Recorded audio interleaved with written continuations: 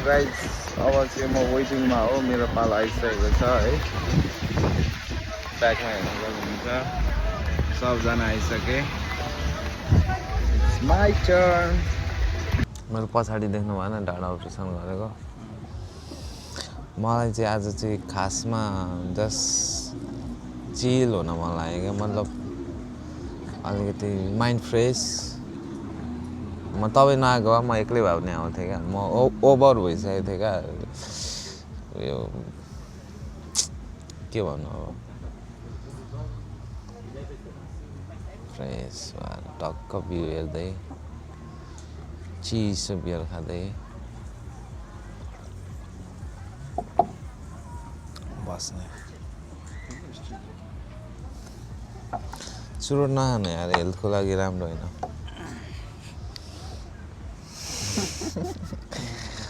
चुरोट नखानु स्वास्थ्यको लागि राम्रो हुने चिजहरू खानु के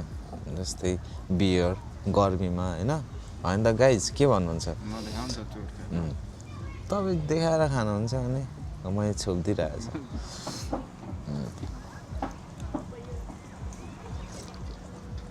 म यो बारमा लास्ट इयर पनि आएको थिएँ लास्ट इयर यहाँ कन्सर्ट जस्तो भएको थियो अब समरमा यिनीहरूले नाइटमा अर्गनाइज गरिरहेको हुन्छ क्या कन्सर्टहरू लोकल आर्टिस्टहरू बोलाएर ल्याउँछ अनि त्यति बेला आएको थियो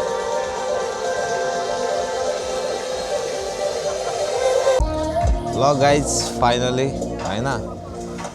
स्केटबोर्ड पनि चलाएर आइसक्यो अहिले चाहिँ हामी टक्क अब चिलमा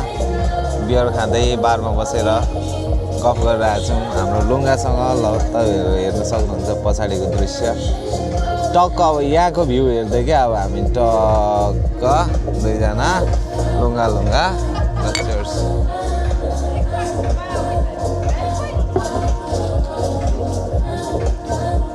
एकदम क्या शान्ति वातावरण चिल रिल्याक्स कामदेखि टाढा होइन त लुङ्गा के भन्नु न यार तपाईँ त केही भन्नु न यार लुङ्गा कस्तो लागिरहेछ त नि लुङ्गा तपाईँलाई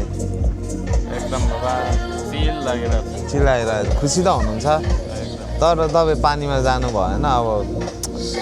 अलिक भएन क्या फेरि सामानहरू फेरि हराउँछ क्या यहाँ धेरै जस्तै अब कहिले पनि एक्सपेन्सिभ सामानहरू तपाईँहरू समुद्रमा पौडी खेल्न जाँदै हुनुहुन्छ भने कहिले पनि सामानहरू नछोड्नु होइन हराउन सक्छ आफ्नो सामानको सुरक्षा आफै गर्नुपर्छ क्या